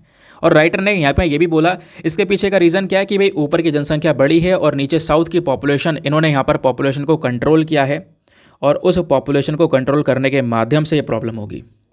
राइटर बोलते हैं ये सरासर गलत है। हमें जो डीलिमिटेशन करना चाहिए ये कभी भी इस जनसंख्या के आधार पर नहीं करना चाहिए। राइटर बोलते हैं जनसंख्या के आधार को छोड़ो, डीलिमिटेशन अगर आप करोगे तो डीलिमिटेशन हमेशा यहाँ पर जोग्राफिकल, इकोनॉमिक प्रोडक्टिविटी कहाँ पर हुई है, भाषा की हिस्ट्री क्या है, इतिहास क्या है ना, इकॉनमी वहाँ पर क्या है, कितना प्रोडक्शन हुआ है वहाँ पर, इकॉनमिक ग्रोथ कैसी रही है, इस बेसिस पर अगर आप डीलिमिटेशन करोगे, यानी कि जिनका सबसे बड़ा कंट्रीब्यूशन है, जो ज़्यादा डेवलप्ड है, ज़्यादा बेहतर तरीके से स्टेट ग्रो किया है, उनका ज़्यादा रिप्रेजेंटेशन होना चाहिए पार्लियामेंट में, ऐसा इनका कहना है। क्योंकि पॉपुलेशन के आधार पर यहाँ पर एक बायसनेस सा नज़र आने लगेगा। हालांकि यहाँ पर पॉपुलेशन एक मेन आधार लंबे समय से रहा है, लेकिन इसके माध्यम से जो नॉर्थ है इनका ज़्यादा कंट्रोल हो जाएगा, ऐसा राइटर यहाँ पर बोलते हैं। राइटर बोलते हैं यहाँ पर ये जो पूरा मामला है बायस हो जाएगा towards the Hindi speaking northern population, ऐसा यहाँ पर राइटर ने सीधा सीधा मेंशन कर रखा है। समझ गए? अब इसके बेसिस पर ये बोलते हैं कि हमारा एक और सोल्यूशन ये है कि हम लोग क्या करें, ज़्यादा से ज़्यादा फेडरलिज्म को प्रमोट करें। अब ये क्या मैटर है, इसको समझते हैं। फेडरलिज्म दोस्तों, जिसको हम लोग बोलते हैं संघवाद का ढांचा, ठीक है, यानी कि जो सेंट्रल गवर्नमेंट, स्टेट गवर्नमेंट है, ये दोनों साथ में मिलकर चलें, साथ में मिलकर काम करें। अब फेडरलिज्म को प्रमोट करना ज़रूरी है, ऐसा राइटर ने बोला है। जो सेंट्रलाइजेशन है, केवल केंद्र सरकार, यहाँ पर केंद्र सरकार का एक मेन रोल होना, नहीं, ऐसा नहीं होना चाहिए। केंद्र सरकार और राज्य सरकार दोनों के पास में एक अच्छी पावर्स होनी चाहिए। यानी हमें राज्य सरकार को भी एक अच्छी आवाज़, एक बढ़िया प्लेटफॉर्म देना होगा ताकि वो अपने जो हित हैं उनको भी रिप्रेजेंट कर सकें। और इसमें यहाँ पर कहीं ना कहीं राज्य सरकार के पास में पावर्स को इंक्रीज़ करना थोड़ा सा बनता है। समझ गए? तो ये यहाँ पर राइटर ने मेंशन किया है। राइटर ने यहाँ पर मेंशन किया है कि जो ये एक इक्वल रिप्रेजेंटेशन है, क्योंकि अगर आप देखोगे, अगर पॉपुलेशन केवल जनसंख्या के आधार पर अगर आप रिप्रेजेंटेशन करना चाहोगे तो वो नहीं होगा। जनसंख्या में नदर्न स्टेट्स थोड़े से आगे हैं, तो कहीं ना कहीं अगर रिप्रेजेंटेशन प्रॉपरली करना होगा तो इसके लिए यहाँ पर फेडरलिज्म को बढ़ावा देना और डीलिमिटेशन जो करना है वो कहीं ना कहीं जो प्रोडक्शन, डेवलप्ड इकॉनमी के बेसिस पर करना चाहो तो वैसे किया जा सकता है, ऐसा यहाँ पर राइटर ने बोला। और इतना ही नहीं, इन्होंने यहाँ पर एक और बात बोल दी है कि हमें और बहुत सारे राज्यों की ज़रूरत है। अब ये पॉइंट यहाँ पर इनका सुनना, इनका कहना यहाँ पर यह है कि जो सबसे बड़ा राज्य है या सबसे बड़ा स्टेट आपको देखने को मिला वह है यूनाइटेड स्टेट्स। अब यूनाइटेड स्टेट्स ऑफ अमेरिका में आपको पता है बहुत सारे राज्य हैं जो कि साथ में मिलकर इकट्ठे हुए हैं, जिसको यूएसए बनाया गया। ठीक है, अब यूएसए के अंदर में जो अलग अलग स्टेट्स हैं, इनकी जो पॉपुलेशन है वो काफ़ी ज़्यादा है ना, कहीं कहीं पर ज़्यादा है, कुछ किसी स्टेट में पॉपुलेशन कम है। जो एवरेज स्टेट की पॉपुलेशन है वो 5 से 6 मिलियन है, यानी कि 50 से 60 लाख लोग एक पर्टिकुलर स्टेट में रह रहे हैं। भारत में कितने स्टेट हैं? टोटल 22 स्टेट और यूनियन टेरिटरीज़, मतलब वैसे तो ज़्यादा है, मैं आपको ये बता रहा हूँ। भारत में जो 22 स्टेट और यूनियन टेरिटरीज़ हैं, इनकी जो पॉपुलेशन है पूरे यूनाइटेड स्टेट से ज़्यादा है। तो भारत में आज के समय पर जो स्टेट्स हैं ना, वो पॉपुलेशन के हिसाब से कम है। और इसके लिए यहाँ पर जो स्टेट रीऑर्गेनाइजेशन कमीशन को बनाया गया था 1953 में, जिसने यहाँ पे 14 अलग अलग राज्यों को बनाया भाषा के आधार पर। ठीक है, जिसने 14 अलग अलग राज्यों को बनाया भाषा के आधार पर। 6 अलग अलग यहाँ पर, मतलब इनमें से 14 स्टेट्स और 6 यूनियन टेरिटरीज़ को यहाँ पर तैयार किया गया था। तो राइटर बोलते हैं कि इंडिया के पास में और ज़्यादा राज्य होने की ज़रूरत है, यानी कि इंडिया को अभी जो राज्य हैं हमारे, उनमें से तोड़ और राज्य बनाए जाएँ। तो यहाँ पर ये भारत के लिए पोटेंशियल है कि इनके पास में ज़्यादा स्टेट्स होने चाहिए। अभी 29 है, 29 से बढ़ाकर 50 या कम से कम 75 राज्य होने चाहिए, ऐसा यहाँ पर इनका कहना है।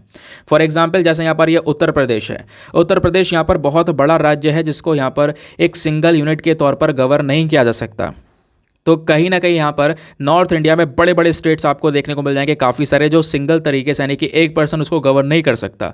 उस राज्य को छोटे छोटे और कई राज्यों में बांट दिया जाए और कई सारे छोटे छोटे राज्य बनाए जाएं, जिससे यहाँ पर हर एक जगह पर एक प्रॉपर सरकार होगी, एस्टेब्लिश की जा सकेगी, तो आराम से उस पर्टिकुलर एरिया को गवर्न किया जा सकेगा, ऐसा यहाँ पर राइटर ने कह रहा है। ठीक है, तो ये यहाँ पर हमारे राइटर जो है वो मेंशन करते हैं। तो इससे होगा क्या, इससे ज़्यादा से ज़्यादा जो हमारी लोकल गवर्नमेंट्स है वो यहाँ पर इंक्रीज़ होंगी, है ना। हमारी स्टेट गवर्नमेंट्स बढ़ेंगी, स्टेट गवर्नमेंट्स के अंडर आने वाली जो हमारी लोकल गवर्नमेंट्स है वो यहाँ पर इंक्रीज़ होती हुई नजर आएंगी, ऐसा यहाँ पर कहना है। जो मेयर्स के इलेक्शंस हैं ये यहाँ पर इंक्रीज़ होते हुए नजर आएंगे। भारत में 800 से ज़्यादा अर्बन सेटलमेंट्स हैं, 8000 से ज़्यादा यहाँ पर शहर के अलग अलग सेटलमेंट्स हैं, लेकिन जो मेयर का नंबर है वो बहुत कम है। आपने देखा होगा बहुत सारी जगह पर मेयर के इलेक्शंस होते हैं। ठीक है, अभी जो मेयर्स हैं इनको और बहुत सारी पावर्स देने की ज़रूरत है। इसके लिए हम अलग अलग राज्य बना सकते हैं, बहुत सारे राज्य बना के बहुत सारे मेयर होंगे, है ना। बहुत सारे मेयर यहाँ पे अलग अलग लेवल पर काम करेंगे, उनके पास में बहुत सारी पावर्स होंगी, तो जो लोकल लेवल पर यहाँ पे काम करने का तरीका होगा सरकार का वो काफ़ी मजबूत हो जाएगा। इससे क्या होगा, जो लोकल रिप्रेजेंटेशन है वो यहाँ पर इंक्रीज़ होगा।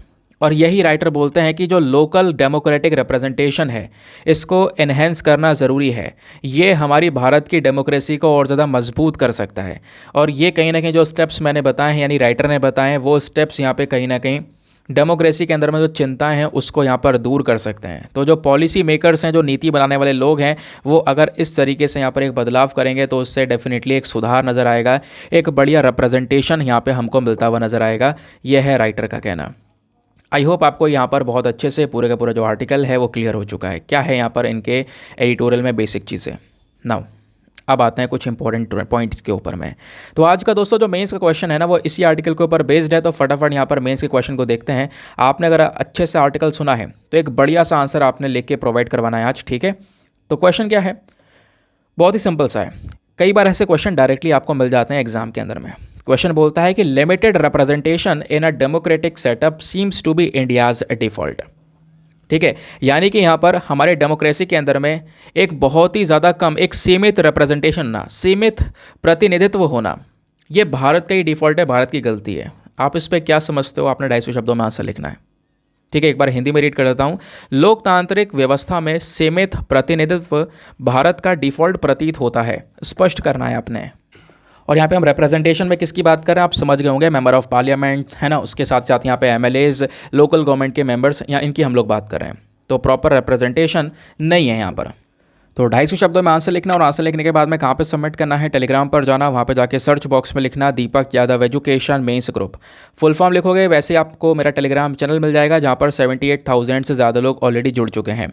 आप भी जुड़कर अपने आंसर्स को लेकर सबमिट कर सकते हो। अपने आंसर को लेकर सबमिट करने के साथ साथ दोस्तों एक छोटा सा काम और करना है, एटलीस्ट सभी लोगों को 2-2 आंसर्स रिव्यू करने हैं। जब आप सभी लोग 2-2 आंसर्स को रिव्यू करोगे बहुत सारे फ़ायदे होंगे आपको भी और सामने वाले को भी। आपको कुछ इंपॉर्टेंट पॉइंट्स मिलेंगे जो आप अपने नोट्स में इंक्लूड कर सकते हो। सामने वाले के आंसर में अगर कोई मिस्टेक होती है तो आप उनको बता सकते हो कि यहाँ पर इंप्रूवमेंट की आवश्यकता है। चलिए आते हैं अगले एडिटोरियल की तरफ। Next editorial doctor V Mohan साहब ने लिखा है। ये doctor Mohan diabetes specialist centre के एक चेयरमैन हैं। तो इन्होंने ऑब्वियस सी बात है, अब डायबिटीज़ स्पेशलिस्ट सेंटर के चेयरमैन तो डायबिटीज़ को लेकर ही आर्टिकल लिखा होगा। तो एक बढ़िया आर्टिकल है। क्या है इनका कहना, ज़रा एक एक करके समझते हैं। अगर आप सोच रहे हो कि इंडिया को डायबिटीज़ फ्री हम बना सकते हैं तो ये पॉसिबल नहीं है, बट डायबिटीज़ से संबंधित जो दिक्कतें हैं इससे यहाँ पर भारत को बिल्कुल फ्री किया जा सकता है, मुक्त किया जा सकता है। इसी के बेसिस पर यहाँ पर राइटर ने इस एडिटोरियल को लिखा है। सबसे पहले राइटर हमारे क्या बोलते हैं, पहले ये डिस्कस करते हैं। दोस्तों कई सारे लोग यहाँ पर बोलते हैं हम डायबिटीज़ का रिवर्सल कर देंगे, रिवर्सल ऑफ डायबिटीज़। अब ये रिवर्सल ऑफ डायबिटीज़ बहुत ही पॉपुलर टर्म हो चुकी है। कई सारी कमर्शियल ऑर्गेनाइजेशंस लगातार यहाँ पर रिवर्सल ऑफ डायबिटीज़ टर्म का यूज़ करती हैं, क्लेम करती हैं कि हम ये करके दिखाएंगे। तो आपने यहाँ पर समझना होगा ये जो टर्म है पहले तो ये गलत है, रिवर्सल ऑफ डायबिटीज़ ये साइंटिफिकली इनकरेक्ट है। जो सही टर्म होना चाहिए वो रेमिशन होना चाहिए, ना कि रिवर्सल। ठीक है, रेमिशन होना चाहिए ना कि रिवर्सल। अब रिवर्सल का मतलब क्या है, राइटर ये बोलते हैं कि देखो रिवर्सल का मतलब यहाँ पर यह है कि जो ये डायबिटीज़ है, ये डायबिटीज़ की कंडीशन परमानेंटली रिवर्ट कर दी जाएगी, ख़त्म कर दी जाएगी, एक पर्सन नॉर्मल हो जाएगा, क्योर हो जाएगा, अब कभी उसको डायबिटीज़ नहीं होगा। राइटर बोलते हैं गलत है, ऐसा हो ही नहीं सकता। इसकी बजाय हमें रेमिशन वर्ड यूज़ करना चाहिए। रेमिशन वो होता है कि डायबिटीज़ थोड़े समय के लिए गायब हुआ है, ठीक है, टेम्पररली गायब हुआ है, और हमें पता है जैसे कि कैंसर यहाँ पर जा सकता है बट उसका रेमिशन हो सकता है, दोबारा आ सकता है। वैसे डायबिटीज़ यहाँ पे गायब हो चुका है, बॉडी में कम हो जाता है, लेकिन दोबारा डायबिटीज़ हो सकता है, दोबारा शुगर हो सकता है किसी पर्सन को। तो ये रेमिशन होता है, रिवर्सल नहीं होता। कंप्लीटली डायबिटीज़ खत्म नहीं हो सकता है, ऐसा यहाँ पर इन राइटर ने बोला है। कंप्लीटली डायबिटीज़ ख़त्म काफ़ी लोग कर सकते हैं, लेकिन यहाँ पर ये चीज़ें बहुत ही ज़्यादा कह सकते हो कि इम्पॉसिबल वे में देखी जाती हैं। हाँ, एक व्यक्ति यहाँ पर कंट्रोल कर लेता है, उसकी जो डिफ़िकल्टीज़ है वो कम हो जाती हैं, लेकिन वो डायबिटीज़ वापस से उभर सकती है, ऐसा यहाँ पर इनका कहना है। अब राइटर बोलते हैं कि आखिरकार रेमिशन और ये जो टाइप 2 डायबिटीज़ है, इनके बीच का कनेक्शन एग्जैक्टली है क्या। दोस्तों, जो डायबिटीज़ है ये यहाँ पर एक ऐसी कंडीशन है, जैसे डायबिटीज़ में आप देख पाते होंगे, एक होती है टाइप 1 डायबिटीज़ और एक होती है टाइप 2 डायबिटीज़, दो प्रकार की होती हैं। और जब हम बात करते हैं टाइप 2 वाली डायबिटीज़ के रेमिशंस के बारे में, ठीक है, तो टाइप 2 डायबिटीज़ में रेमिशन हो जाता है वैसे, क्योंकि सबसे ज़्यादा जो दुनिया में लोगों को शुगर हुई है या डायबिटीज़ हुई है वो टाइप 2 वाली डायबिटीज़ होती है। टाइप 1 वाली बहुत कम लोगों में होती है, और टाइप 1 वाली अगर किसी में होती भी है ना, तो उसमें रेमिशन होना भी बहुत दिक्कत वाली बात है। बहुत मतलब वो ठीक बहुत मुश्किल से होता है इंसान, लेकिन टाइप 2 वाली डायबिटीज़ में इंसान ठीक हो जाता है। ठीक है, तो कोई भी व्यक्ति यहाँ पर मतलब जिसको टाइप 2 डायबिटीज़ है, क्या मतलब वो ठीक रेमिशन कर पाएगा। वो रेमिशन मतलब वो अपने जो दिक्कत है उनको निपटा पाएगा, है ना, यानी कंट्रोल कर पाएगा डायबिटीज़ को। रेमिशन का मतलब वापस से हो सकती है डायबिटीज़, ध्यान रखना। हाँ बिल्कुल, तो राइटर यहाँ पे बोलते हैं कि जो टाइप 2 डायबिटीज़ है दोस्तों, यहाँ पर इसको कहीं ना कहीं ठीक किया जा सकता है। और जो लोग क्लेम करते हैं कि हम इसको कंट्रोल कर देंगे, कंप्लीटली निपटा देंगे, कंप्लीट तरीके से परमानेंट ख़त्म कर देंगे, ये गलत है। कंप्लीटली परमानेंटली कभी ख़त्म नहीं होगा, डायबिटीज़ वापस से बॉडी में उभर आएगा। आपने करना क्या होगा, आपने कुछ चीज़ों के ऊपर फोकस करना होगा। अब राइटर ये बोलते हैं कि जब हम लोग टाइप 2 डायबिटीज़ की बात करते हैं या डायबिटीज़ की बात करते हैं, तो आपने 5-6 वर्ड्स के ऊपर फोकस करना है, ABCDE, ये 5 वर्ड्स हैं। अब किसी को टाइप 2 डायबिटीज़ होती है तो ये ABCD का मतलब क्या है। अगर उसे टाइप 2 डायबिटीज़ कंट्रोल करना है, अपना शुगर कंट्रोल करना है, तो इन 5 शब्दों के ऊपर कंट्रोल करना होगा। ए का मतलब है ALC, यानी कि ग्लाइकेटेड हेमोग्लोबिन, ये ज़्यादा नहीं होना चाहिए। दूसरा, बी का मतलब है यहाँ पर बॉडी मास इंडेक्स, यानी आपके बॉडी का वज़न, अगर ये ज़्यादा होगा तो ऑब्वियस ही बात है यहाँ पर जो वेट लॉस है, पहले वेट लॉस करना होगा, उसके बाद डायबिटीज़ यहाँ पर कंट्रोल हो पाएगा।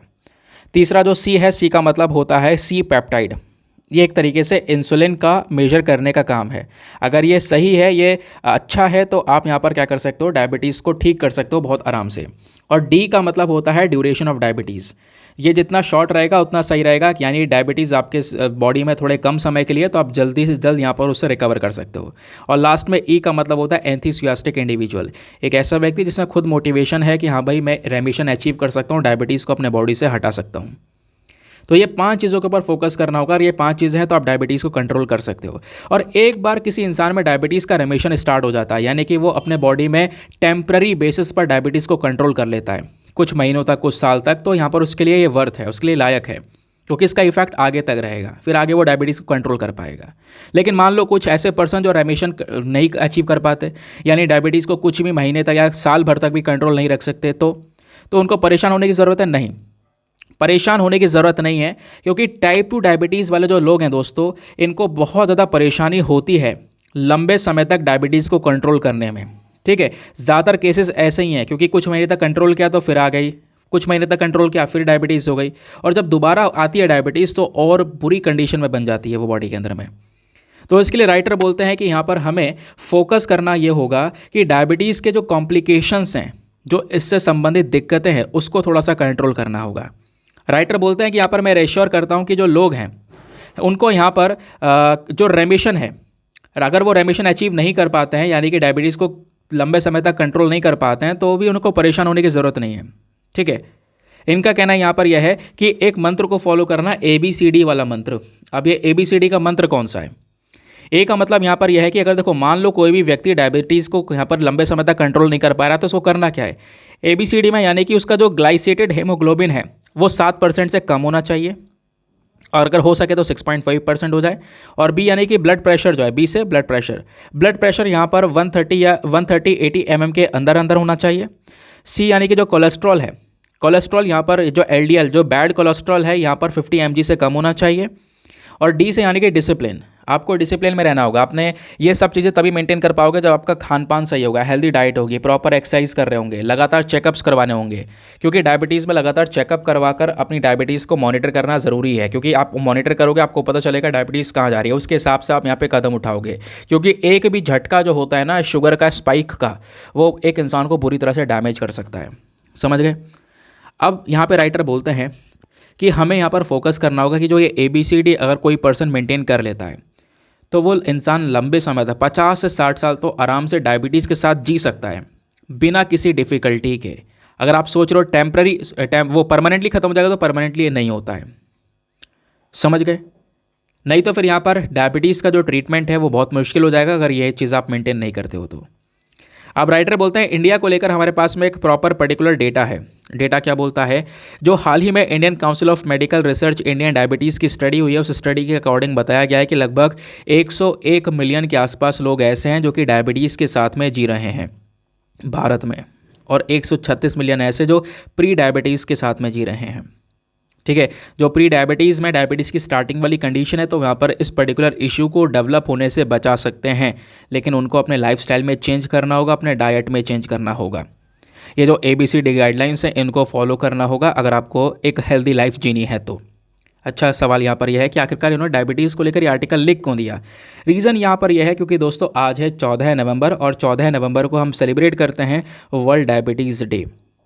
समझ गए। तो वर्ल्ड डायबिटीज़ डे पर इन सब बातों का ध्यान में रखकर हम डायबिटीज़ को कम करके, कंट्रोल करके अपना जो ये ड्रीम है, अपना जो ये सपना है, उसको पूरा कर सकते हैं। समझ गए। तो ये है यहाँ पे कंप्लीट डिस्कशन। नाउ अब आते हैं प्रीलिम्स वाले क्वेश्चन पर आज के। तो आज का क्वेश्चन ये था कि भाई जो पौंडीचेरी है, जिसको पुडुचेरी के नाम से बोलते हैं, इसको लेकर 3 स्टेटमेंट थे, बताओ कौन सा सही है। तो केवल पहला वाला स्टेटमेंट सही है, 1 ओनली, बाकी 2 गलत है। पहला वाला क्या सही है कि हाँ बिल्कुल, जो फर्स्ट यूरोपियन पावर थी जिन्होंने पौंडीचेरी के ऊपर कब्जा किया वो पोर्चुगीज़ ही थे जिन्होंने पौंडीचेरी पर कब्जा किया था। बाकी के जो दो स्टेटमेंट्स हैं वो दोस्तों यहाँ पे हमारे गलत आपको देखने को मिल जाते हैं। ठीक है, तो ये हो गया हमारे प्रश्न का उत्तर। नाउ आई होप आपको बहुत सारी चीज़ें सीखी होंगी आज के इस लेक्चर से, मज़ा आया होगा। और अभी यहाँ पर 1-2 दिन में मैं काफ़ी सारे और भी सोर्सेस हैं उसको भी यहाँ पर इन्हीं वीडियोज़ में ऐड करने वाला हूँ। आपको और ज़्यादा यहाँ पर मज़ा आने लगेगा, आपका वीडियो जो है और ज़्यादा इंपॉर्टेंट हो जाएगा एग्जामिनेशन के पर्सपेक्टिव से। ठीक है, नाउ मिलते हैं आपसे अगले वीडियो में। आज के लिए bye bye, have a nice day, thank you and जय हिंद।